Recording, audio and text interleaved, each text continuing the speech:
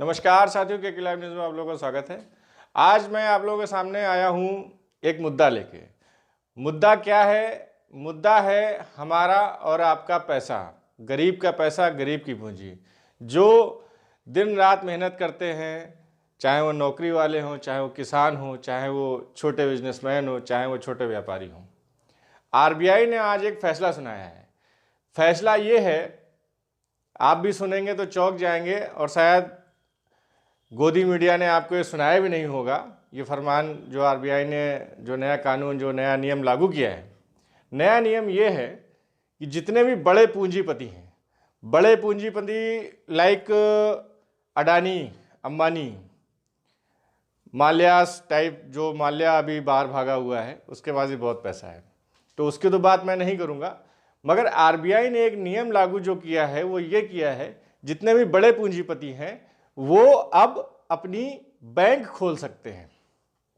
तो अब आप सोच रहे होंगे कि बैंक खोलने में जनता का क्या नुकसान है और सरकार का क्या फ़ायदा है। मैं ऐसी न्यूज़ आपको क्यों बता रहा हूं, तो इसको अगर थोड़ा माइन्यूटली आप देखें और समझें तो मैं आपको बहुत ही संक्षिप्त शब्दों में बताना चाहूँगा कि अगर बड़े पूंजीपतियों के पास बैंक खोलने का ऑर्डर आ गया, पहले ये नियम था कि अगर आप बड़े बिजनेसमैन हैं, बड़े पूंजीपति हैं, तो आप बैंक नहीं खोल सकते हैं।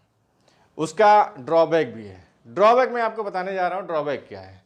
जैसे मान लीजिए अगर अंबानी ने और अडानी ने अपनी खुद की बैंक खोल ली, तो क्या होगा? मान लीजिए कोई टेंडर के लिए कोई बड़ा ब्रिज आया या बड़ी रोड आई, उसमें लोगों ने बिड किया, टेंडर डाला, 3-4 कंपनियों ने टेंडर डाला, तो उसमें ये होगा कि जो कंपनी जिस पूंजीपति के पास खुद की बैंक है उसको लोन आसानी से मिल जाएगा। वो ये सोचेगा कि मेरी खुद की बैंक है, मैं अपनी बैंक से खुद ही लोन ले लूँगा।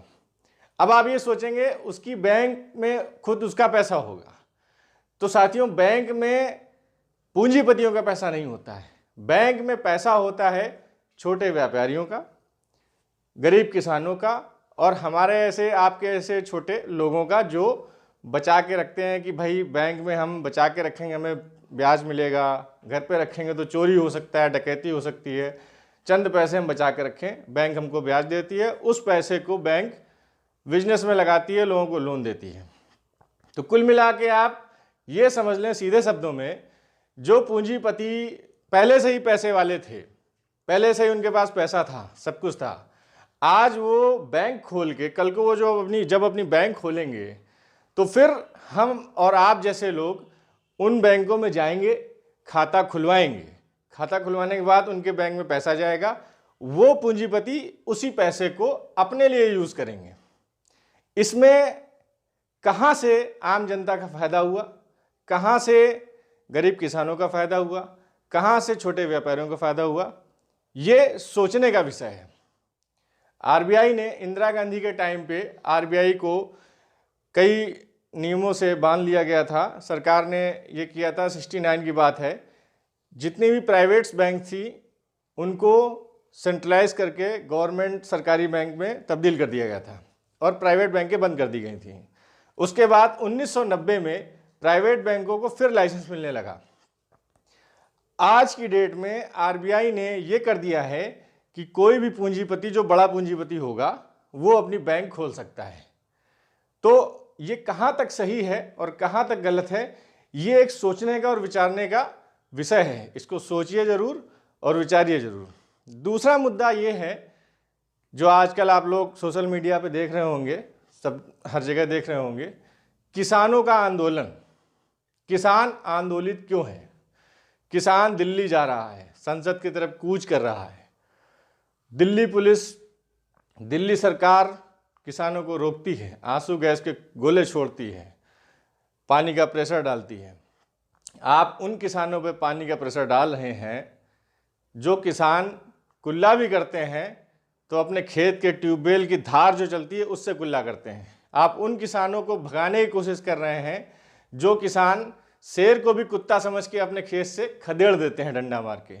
तो किसानों को हराना, किसानों को भगाना और किसानों का पक्ष ना लेना, ये बहुत ही निंदनीय बात है और किसानों के बारे में कुछ सोचना चाहिए। अभी अभी लेटेस्ट न्यूज़ आई है कि दिल्ली सरकार ने किसानों को एंट्री दे दी है दिल्ली में, मगर बुराड़ी में एक मैदान है, वहाँ पे शांतिपूर्ण तरीके से आंदोलन करने की अनुमति ही दी है, उसके आगे उन्होंने कुछ नहीं दिया। मगर किसानों की जो मांग है वो ये है कि हमें संसद जाना है, हमें संसद में जाके धरना देना है, हमको अपने नेता से मिलना है। उनका नेता कौन है? आपका नेता, हमारा नेता कौन है? प्रधानमंत्री। उन्हें मोदी जी से मिलना है और अपनी मांगों को रखना है। तो ये तो रहा मुद्दा दूसरा किसानों वाला। तो कहाँ तक सही है कहाँ तक गलत है वो आप देखिए और इस पर डिसीजन लीजिए, क्योंकि गोदी मीडिया आपको ये दिखाएगा नहीं क्या हो रहा है क्या नहीं हो रहा है, सच क्या है गलत क्या है। सिर्फ ये दिखाएगा कि यहाँ पे आंदोलन हो रहा है, वहाँ आंदोलन हो रहा है, यहाँ पे पाइल्स कैप डाल दिए गए, ये रास्ता रोक दिया गया, वो रास्ता रोक दिया गया। तीसरा मुद्दा है अगेन बैक कोरोना। कोरोना फिर से वापस आ गया है। इसमें कहीं ना कहीं हमारी और आपकी भी गलती है। गलती क्या है? गलती ये है कि त्यौहार का सीजन था, दिवाली थी, छठ पूजा थी, दशहरा भी था, नवरात्रे थी। हम लोगों ने कोरोना को इतना लाइटली ले लिया, या जांच का स्तर कम हो गया था कि हम लोग समझ बैठे थे कोरोना है ही नहीं, कोरोना चला गया। और अभी लेटेस्ट बिहार इलेक्शन हुए हैं, बिहार इलेक्शनों में आप लोगों ने देखा रैलियां भी हुई, सब कुछ हुआ, नेताओं ने सब कुछ किया। बीजेपी ने तो डिक्लेयर भी कर दिया कि मैं जीतूंगा तो कोरोना की वैक्सीन लेके आऊँगा। तो अब हमारे बिहारी बाबू लोग, बिहारी भाई लोग इंतज़ार कर रहे हैं कि अब उनको फ्री में कोरोना की वैक्सीन मिलेगी। मगर सभी लोग दावा कर रहे हैं, सारी कंपनियां दावा कर रही हैं, सारी सरकारें दावा कर रही हैं कि वैक्सीन हमने बना ली है, वैक्सीन का स्तर हमारा 95% तक पहुंच गया है। मगर ये 95% और 90% 6 महीने से चला आ रहा है। ये 5% का जो गैप है ये कब पूरा होगा, ये एक सोचने का विषय है। आने वाले चंद दिनों में उत्तर प्रदेश में भी 2022 में चुनाव आने वाले हैं। अभी कुछ ही दिनों बाद MLC के चुनाव भी हैं। तो कोरोना या तो बीमारी है या तो हुआ है, दोनों में कोई एक चीज़ है। मैं तो कहूँगा ये दोनों चीज़ हैं। सावधान रहिए, सुरक्षित रहिए, मास्क लगाइए, सेफ रहिए, यही आपके लिए सही है। बाकी कोरोना कोई इलाज नहीं है। सरकारें आएंगी जाएंगी और आपको डराएंगी भी, नियम कानून बदलेंगे। जांच का स्तर बढ़ रहा है, क्यों बढ़ रहा है इसके अंदर भी बातें हैं।